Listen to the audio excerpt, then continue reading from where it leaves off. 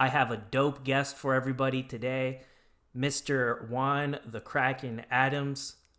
This guy really embodies a lot of things that I think we could all learn from. Life is about ups and downs, man. Sometimes good things happen to us, and we like revel in that and we enjoy it. But sometimes stuff doesn't work out for us, man. Sometimes things aren't fair and we go through adversity. But life is really about when we do face adversity, how are we going to respond to that? Like, are we going to sit around? Are we going to feel sorry for ourselves? Or are we going to be proactive and do something about it? And when I think about Juan, I think about the latter. I think about a guy who has an immense amount of talent. He's very humble, and he hasn't always, life hasn't always been easy for him, and he's had to deal with some adversity. But I like his response to it. This man has a really bright future, and welcome Juan, welcome. And hey, you're the first heavyweight on the show, man. Oh, awesome. I'm stoked that you're here. I'm stoked that you're here. Few other things I wanted to get at, and just to make sure everyone's aware about your just impressive mixed martial arts credentials. I know that you were in Legacy Fight Alliance. You competed on the Contender Series, obviously UFC, and you are scheduled to fight at Fury FC 47 in Houston on the 20th against Juan Torres. So, what's up with that, man? How are you doing? And can you tell me a little bit about your bout that you have planned? Fury FC 47 in Houston. And from what I gathered, something happened with that fight. What was it? Yeah, I was scheduled to fight Juan Torres. He pulled out. He got injured. Oh, snap. So, yeah, so they offered it to another guy. He was 12-12. He accepted the fight. Then an hour later, he said he couldn't do it. Oh. So, So, I was meaning to ask you, like, being in Fury FC, and I certainly don't mean to, like, talk bad about Fury or anything like that, but this is just me being, like, real with you. Like, I don't know if there's really anybody there that's, like, at your level. Like I would imagine it would be like you probably find yourself in one of two situations. Like your name, obviously, people know who you are. You've been in the UFC, so if I'm like a nobody, it's like, man, if I can beat the Kraken, like that's like a really impressive thing to put on my resume. On the other hand, right. you probably have guys that are like, I'm not fighting that guy. Like that no way. So like, am I right, or like have you kind of like seen both angles of it yourself? I've seen both ends of that spectrum. When I was first coming up, I was 2-0 at one point, and I had guys that were like with 15 to 20 pro fights calling me out, trying to fight me. And even my last opponent with Fury, Jeremy. Hardy, yeah. He's one of my good friends. We're training partners, and we've kind of been like the top heavyweights in Houston for a while Right. on the regional scene, and so he's one of those guys and he was really highly ranked in that area, Mm-hmm. and I beat him in the first round. So it was like a lot of guys just don't want to phone. I They don't wouldn't. want to fight anymore. So yeah, that's Yeah, why. and that so I wanted to ask you a little bit about some things in your background, and then we'll like kind of like move it forward here a little bit. So, I'm not going to ask you a bunch of boring stuff that I already know the answers to because I do my homework in advance, man. I'm not going to do that. But I will say this, I know you were a football player and you're like, when you were like a high school kid and stuff, obviously really talented. You got hurt and then that had an impact, like you weren't able to like pursue that at a collegiate level, so you really focused instead on like wrestling. And you were in my state for a minute, VMI. I live in Virginia. I know that's like a good school, and I know that you were a D1 wrestler. and post college, like you were actually able to try out with NFL teams too, because you're a beast like that. So, picking up from there, glossing over all that stuff, how did you go from being like a D1 wrestler slash NFL hopeful to mixed martial artist competing at the highest stage in the world at like the best gym in the world? Oh man, that was a crazy story. So I um I was already interested in MMA, and what happened is I started going to an MMA gym like my junior year of college, and I was already kind of set that I was going to pursue it at some point after graduation. But the NFL opportunity came up, and like even a practice squad player makes a lot of money with them. So I figured it's something I should try. And I just realized I just don't like football that much. Yeah. So Yeah, then I I started doing MMA, and here we are. and you know, Division 1 wrestler, and that's saying something. Like I wanted people to know that because most people don't really like, I'm like a nerd, especially when it comes to fighting, so like I watch a lot of stuff, probably more than most people.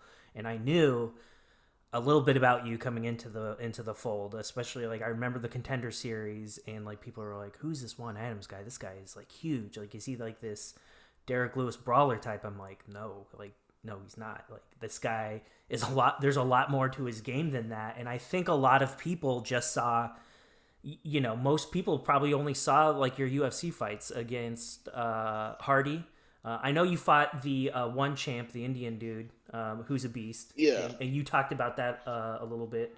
And you fought Hardy and then Tafa.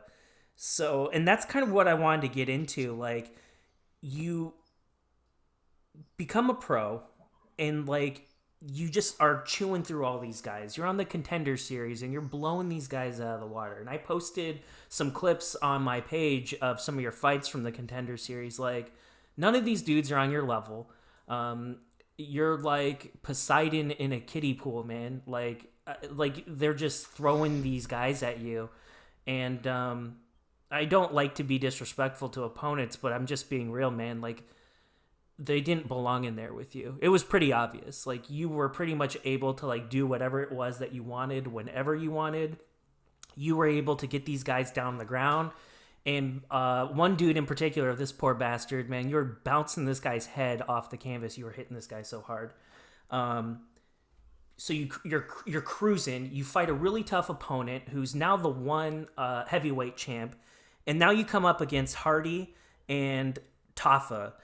And talking about the Hardy fight a little bit, I was more scared of you after the fight than like going into the fight. Like, there was something that clicked in you, and you were mad. Like, what was it that you were so mad about? Were you mad at the Uh, outcome, or did something else happen? a lot kind of went into that fight. I was going through a lot of stuff outside of the cage. And after that fight, I had a plan. I was gonna renegotiate my contract, kind of fix my living situation, and get out and away from a lot of the toxic stuff that was going on. And that kind of it set me back a while, And on top of that, I didn't execute my game plan. I rushed things, and it kind of just it wasn't a good performance. It didn't show what I was capable of. So, and that hurt a lot. So I was really disappointed with myself, and at the same time, I didn't feel like I was in any danger on that fight, because in wrestling you get on a leg and you stay there and you don't let go, but in MMA you can't do that.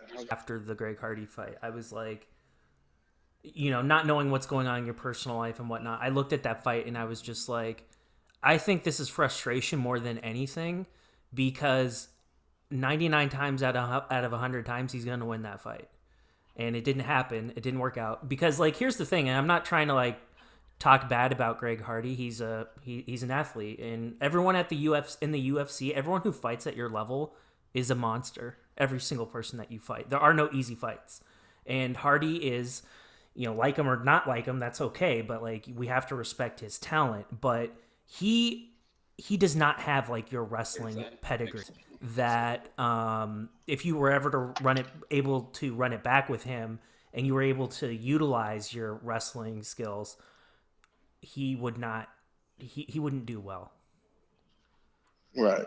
I know that. And I thought like in the aftermath of that fight, I thought that's where the frustration was coming from personally. I thought you were like you wanted to demonstrate, you were gonna try to pull guard up on him and like make that a ground fight.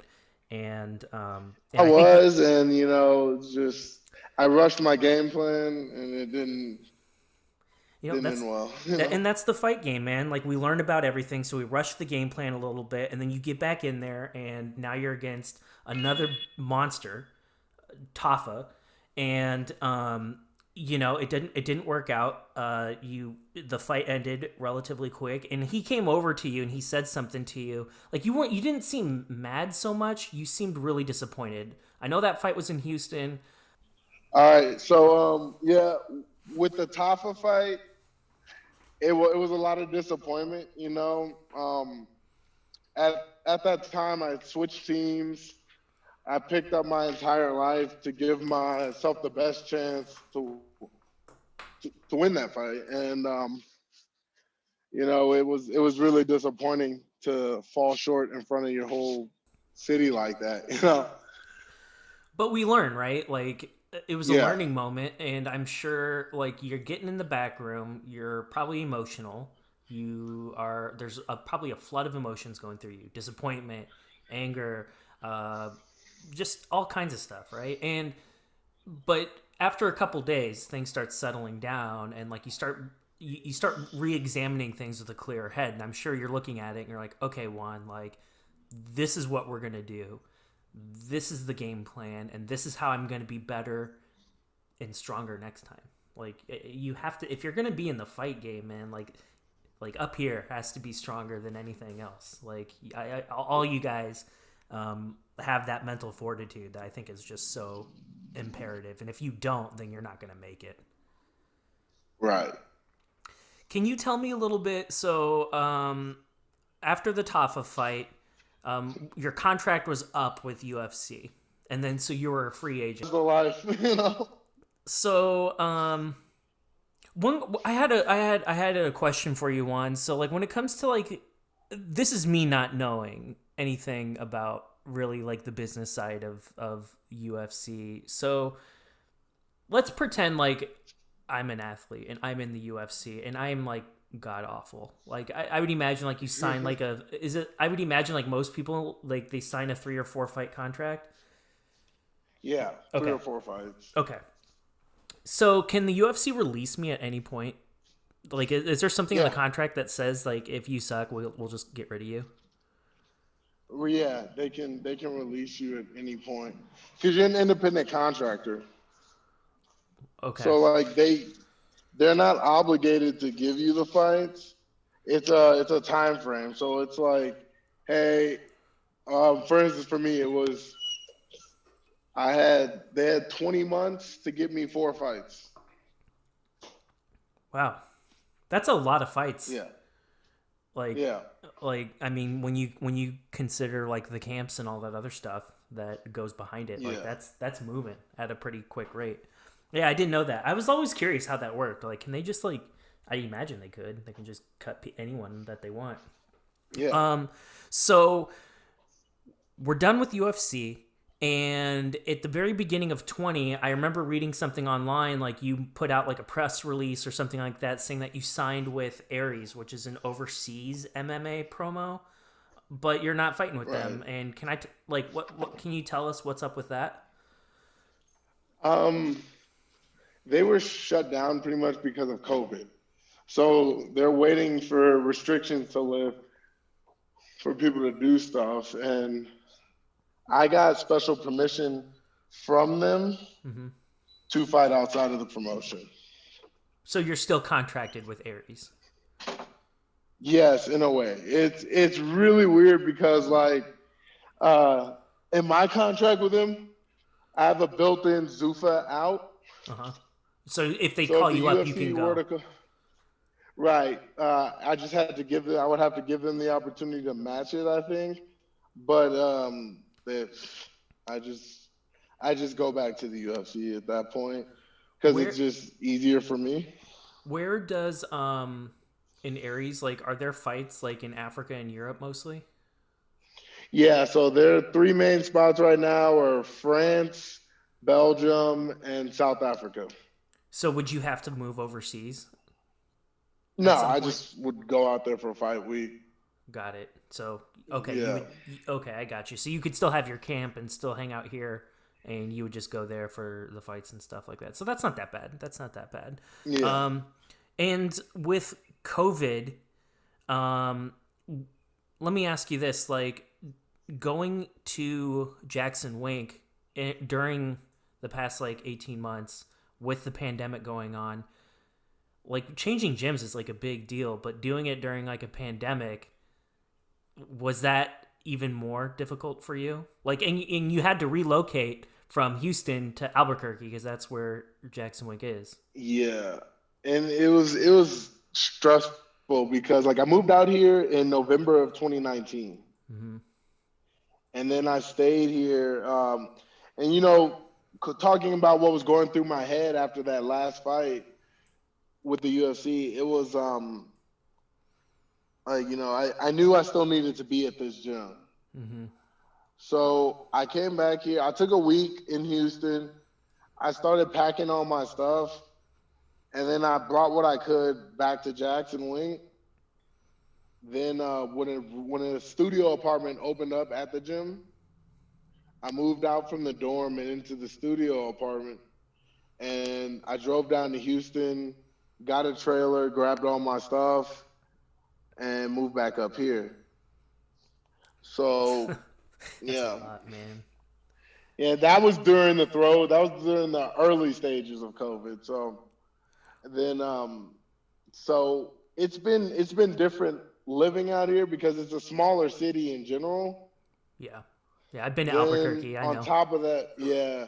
Then with everything being shut down, it was mentally draining. But then honestly, like a lot of promotions weren't doing fights either.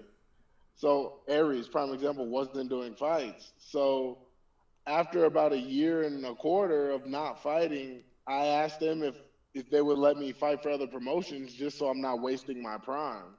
Yeah, yeah. And And that's cool of them to let you so do they'll that you know because some yeah, so they let me probably do wouldn't. that and right. And another thing too is like since a lot of places weren't doing fights, like I had to get a job, right? So I started I had enough savings like for 3 months, I think. I stretched it out to six. Then I was just like, okay, I got to get a job. Mm-hmm. And I started working in child health care. And then literally like 2 weeks ago, that home shut down. So while I was in town for my last fight for Houston, like I get a call like the day after my fight that that home is shut down. Damn, man. So yeah, they give us a list of similar places to apply, and so I ended up accepting a position that's like 10 minutes from the gym, and it's much better paying, and it's like a better career move. Yeah. But it was still stressful. Like so, the last 3 weeks it's been a lot of up and down, Yeah. and I've just been trying to maintain positivity the whole time. And this is like, I'm so glad that you're talking about this because don't think a lot of people really understand just how difficult it is to be in a position like yours. Like, you need to have a job where you have some sort of flexibility, so where if you get an opportunity on short notice, you can go. And you also are living in the gym basically. I would imagine you're probably training 3-4 hours a day easily, if not more, working full time on top of that. I mean, that's just a lot, man. Like, that's a lot. And when you're first starting out in the UFC, like, most people don't know. Like, they're not, nobody, the McGregors of the world, like, they're the exception. Like, most of the people that are in the league, they rely heavily on sponsors, on being able to sell merchandise. Um, the financial barriers to compete are very, very difficult to overcome for everybody. Yeah, And they that's are. why you guys need to go to Juan's page and you guys need to buy some of his slick gear that he's got for sale so my man can be taken care of here. Those hoodies are pretty dope, by the way. I got to get one. Yeah, they have hoodies, phone cases, hats, tank tops now, crop tops. It's pretty cool. You got it, dude. I mean, it's pretty slick. I'll get one. My wife will get mad at me because, like, I, I, I, I get reckless, man. I see gear, I just think it's sweet. I just start buying shit. um, Yeah. and so let me ask you this. So we got a lot of things on the horizon. Your next bout's just kind of in the air. Your second guy backed out. So my question to you, Juan, is like, are you always in shape? Like, are you waiting for like Bellator or UFC or PFL, whatever, to give you a call? And are you ready if they do? Yeah. And it was funny, like this last fight, going into this last fight, when I got into the car accident, like I couldn't run for 3 months. Then Dang. so I started, yeah, I got up to about 320, Mm-hmm. 325. Mm-hmm. Oh, you're a big dude. And yeah, and we accepted this fight, and like I was at 305, and the diet that normally takes me from 305 to 295 Mm-hmm. ended up like making me gain weight. Oh wow. So yeah, so I had to go like to the doctors, figure out what was going on, and that was stressful on top of it. But now like where I'm walking around, I was like 295 this morning. Mm-hmm. So I that's a easy cut for me right now. But and I changed my diet up quite a bit. And I'm exercising a lot more before and after work. So I got you. in And addition to my training. so this is I'm glad that we're talking about this too because one of the followers for the show wanted me to ask you this question. I think it's a good one. Should there be a weight limit in your division? Like to cap it at No, 265, like is that stupid? I think it's dumb because even in international wrestling, they've raised it to 285, right? So at least put it to 285 or even 275 would be better. But in boxing, there's no weight limit. Right. And that's what I was thinking. Like the conventional line of thought is, well, heavyweights don't typically have to cut. And I sit back. I'm like, have you seen the size of some of these guys? I don't know if that's true. Some of the like you're a big dude, and like there are some guys that are just like big fat slobs. And I'm not gonna say who they are, and we know who they are. But like you are like a gladiator, and like you're a big explosive guy. Like you're like a defensive end of sorts, and like you're walking around and like you're Right. mostly muscle. And for a guy that's your size, that naturally probably should be between 280 to 3. That's a does that take a lot out of you to make that weight? Like, because you are You cutting. know, yeah, it does. But it's all about the refuel and how to do it properly. When I was first doing it, like my first three amateur fights, it was a hard cut. But by the time I got to the UFC, it was pretty down pat. Then this last one was hard because during COVID, like we're just partying, getting big. Like I was still strong and muscular. I was still training, but it's different when you're training for a fight. Yeah. Yeah, I would So imagine when you're doing it for a fight, it's um would it be like fair to say like it's predominantly cardio based? Like there's some like strength and conditioning, yes, but like a lot of it's cardio. it's there's a lot more cardio, but even like outside of a fight, when I'm lifting or when I'm doing my strength and conditioning, it's not really for it's just to maintain body fat. It's to Mm-hmm. make sure my biomechanics are still good, Yeah, and that's it. But I in a got you. fight, like you're trying to peak in a 3 day window. Mm-hmm.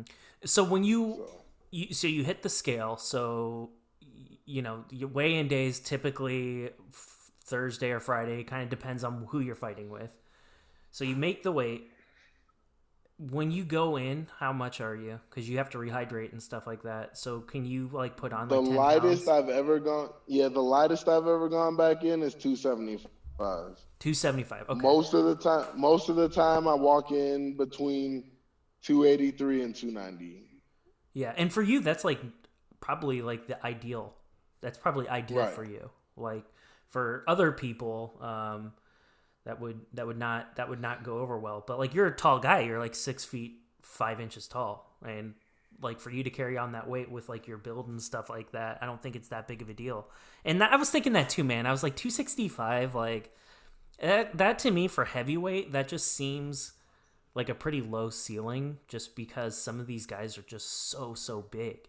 And yeah, I thought it was a good question because I'm kind of like, I don't even think there should be a cap, man. Like if you want to be 400 pounds and get in there, go ahead.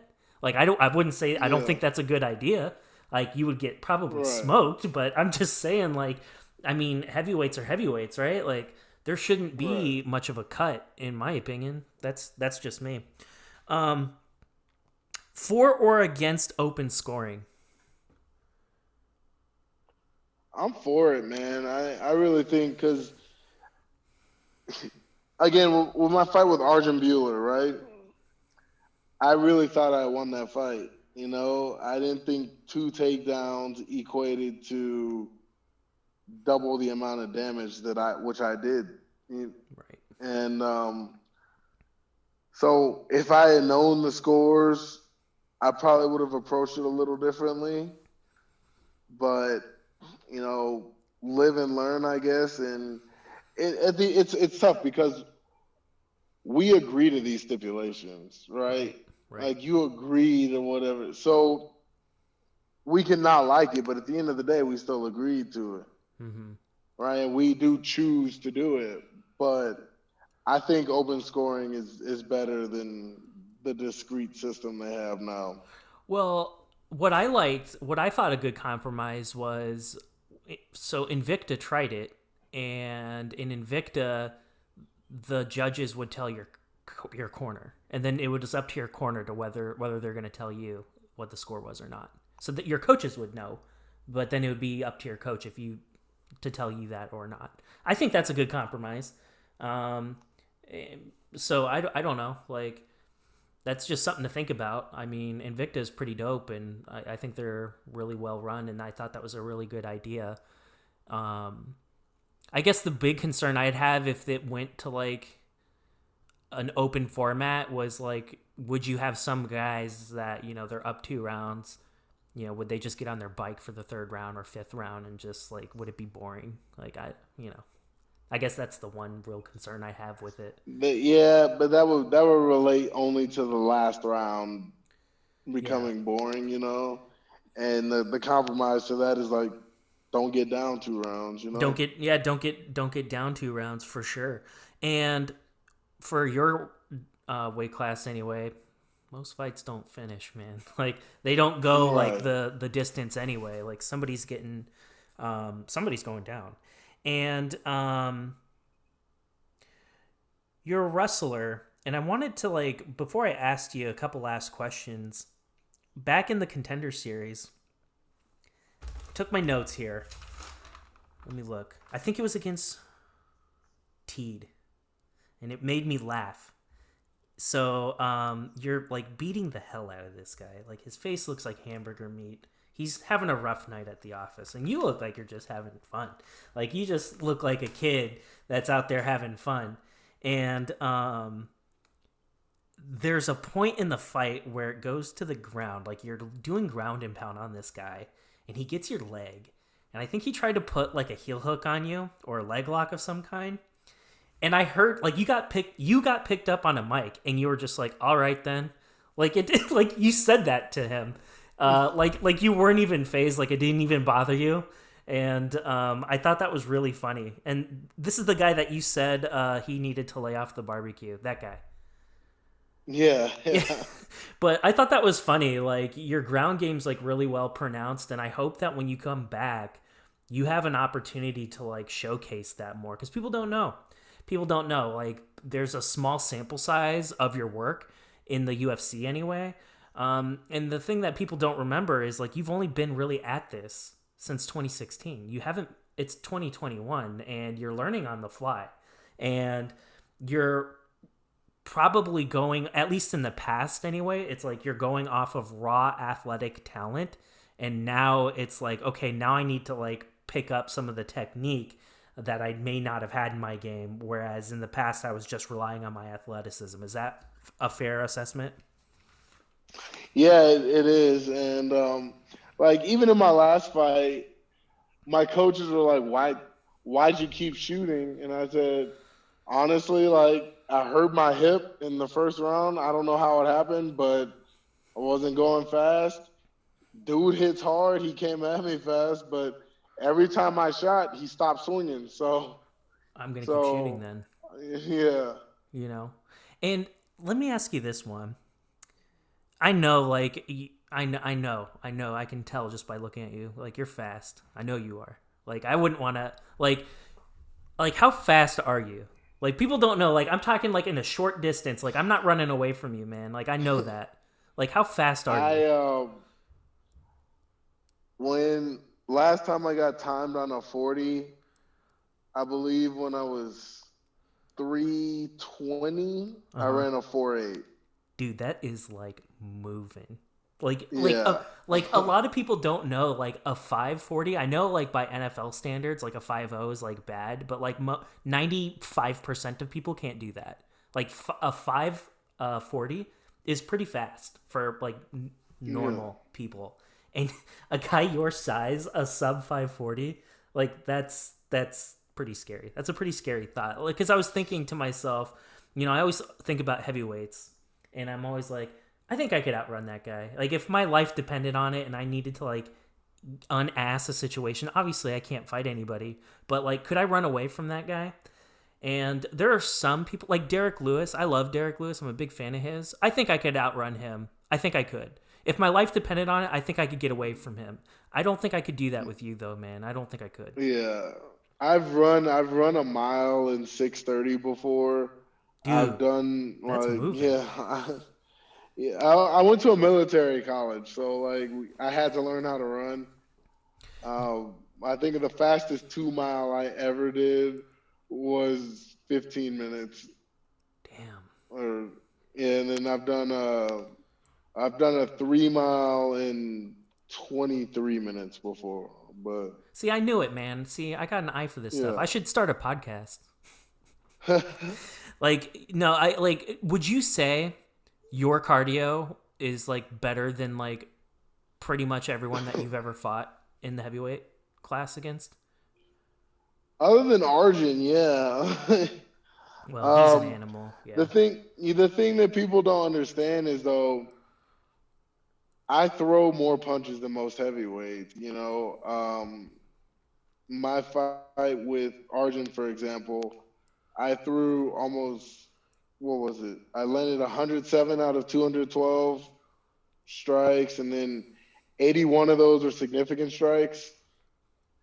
Like that's a lot.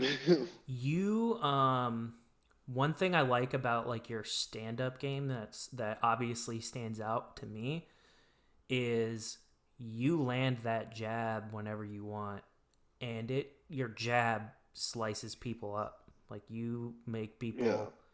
you beat people up by a jab. A jab's not really supposed to hurt, and like you hurt people. Like you're not even using like your power hand. It's just a jab, and your jab slices people open. And I really like that, man. Like I think you have a bright future, Juan. I really do, and I was really happy when you talked about going to Jackson Wink. That's the best gym in the country, in my opinion. I mean, there are a lot of good ones, but I mean, Jackson Wink is, in my opinion, the best. And I know that there's all sorts of things that you've probably been working on behind the scenes, and I can't wait to see you back out there, man. And I hope that, I'm waiting, man. Every time that I see like a heavyweight bout and I hear about like, like a heavyweight dude like dropped out, like he got hurt, I'm like, I'm just waiting. I'm like, they're gonna call Juan back, and like, I'm telling you, man, like, I do believe, and I'm not just saying this because I'm a fan, but I think you have a lot of potential and you are a generational kind of talent. I really believe that. And you really you haven't had the opportunity to show people what you can do. And for those of us that have looked at your film and have seen the types of things that you do, your takedowns, your ground game, you're a complete guy. And I really hope that you have the opportunity to get back in and in relative short notice. Like, you look ready, man. I know if Dana called you, you'd be ready. Dana and Sean, like, I know you'd be ready. And if there's one guy in the UFC that you can get right now, like, who would it be? I have to ask. Ooh. Like, if I could wave a wand and give you any fight you wanted, who would it be? Who would it be? I'd honestly go with Rocco Martin. Okay. Not Rocco Martin. The heavyweight Rocco one. Mm-hmm. Rocco Martinez, I think his name is something like Roki? that. Roki, yeah, Yeah, he's a big boy. yeah. I'd love to fight him That would be a good or fight. Tai Tuivasa. He's Yeah, yeah, dude, that guy's he cracks me up, man. Like yeah. he's just, what, he seems like a guy like after you would fight, win or lose, like you probably would have a beer with that guy. Like he just seems like a cool dude to Oh like, yeah, dude. you know. We'd fight and then we'd go party after. Yeah, like there are some guys like I'm sure you fought and you're just like, I don't care if I ever see this person again, but like he would be a guy like no matter what happened, like that would be a guy I would want to hang out with. Like I'd be like, man, Yeah. that guy's dope, man. I'd hang out with that guy. I want to see. There were a couple fights that I wanted to see for you. Like I was kind of mad that Jorgen got released. I like Jorgen, and I thought you and him would be good. Yeah, for sure. Jorgen's a beast, man. Like he is a Yeah, beast, he is. and I like Jorgen. I was kind of mad that they let him go, because he's a monster. I would like to see you fight Jorgen or Tafa again. Yeah. Like, Tafa's coming off 2 losses. His last fight was actually really good. Like both of his last fights were good. That guy's a freak, and I think he's a lot better than what his record indicates. Same as you. And I think, just based off of the 2 losses that he's had, it's certainly doable. And it would be an opportunity for you to get back in there. I think you just need an opportunity, man. You just need an opportunity and to show people what you can do. And we had some rough luck, but you'll be back. 100%. You'll be back. Right. And when you do go back, it's for me, it's going to be an I told you so moment, because I've been talking about you for years, man. I'm like, I'm telling you guys, like you guys don't know about this guy.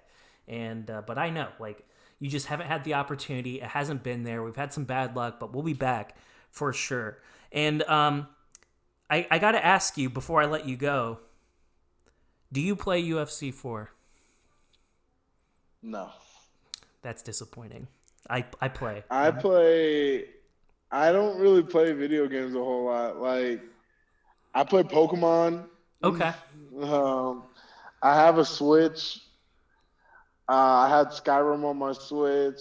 But mostly, like, now I watch a lot of just theory stuff and So what do you, wellness okay, so concepts and things there's like probably a that. better question for you then. What are you watching on Netflix right now? Netflix, I just finished Jupiter's Legacy. Nice. And And then now I'm watching My Hero Academia on Funimation, and then just different theory videos about that on YouTube. So I have heard a rumor about you, and I want to ask you about it. I've heard a rumor. The rumor is from my undisclosed source. You'll probably know who it is when I say this. I've heard from my source that you are a Disney fanatic and you like musicals. Love them, See? love them. So what's your like Yeah. so talk to me about that, man. Like that's pretty cool. So like musicals, like is it just something that you're like, man, this is dope. I like this, or like did you like were you in theater or anything like that like growing up as a kid? So yeah, as a kid, we had a lot of Disney stuff at the house and a lot of animated things. My mom was real big on like values and things like that. Yeah. So we uh, one of the things that stood out to me the most as a kid was Mary Poppins. Okay.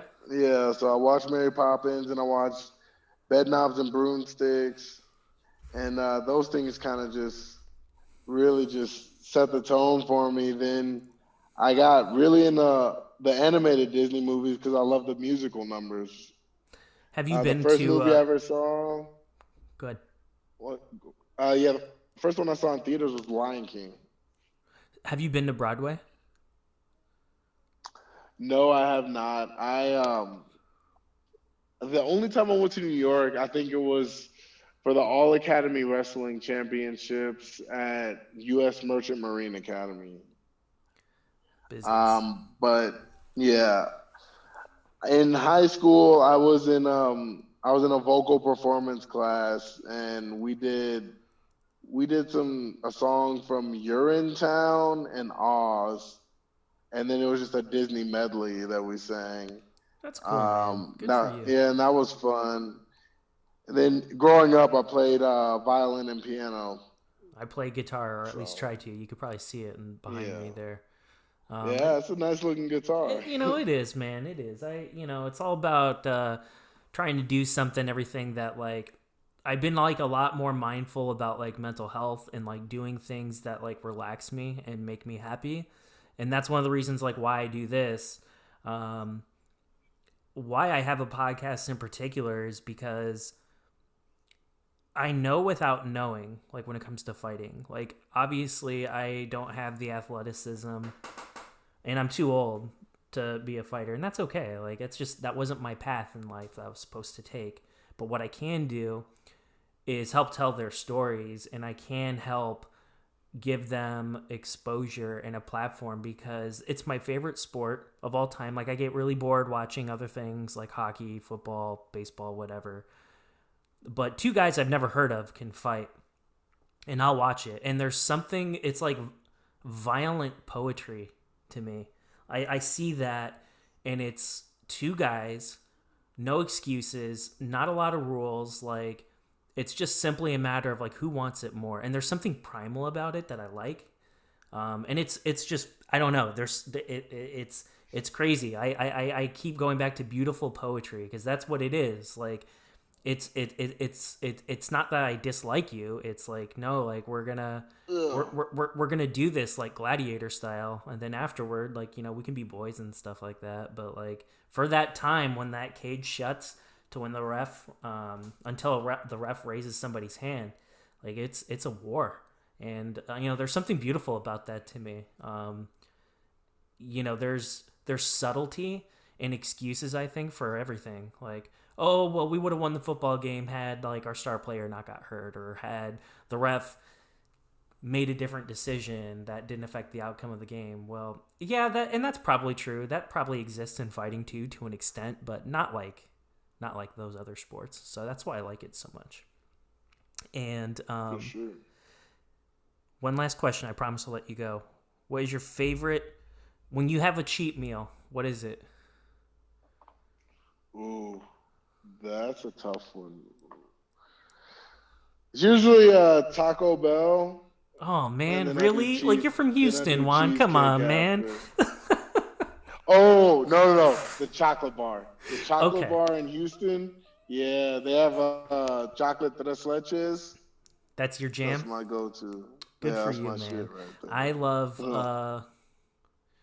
I think for me it'd be chicken wings. I'm a chicken wing fanatic, man. I love them. Yeah. Oh dude, like yeah, PETA does not want to. They do not. I hope they don't never find my address, man. Like the amount of chicken coops that I'm responsible for not being on this planet anymore.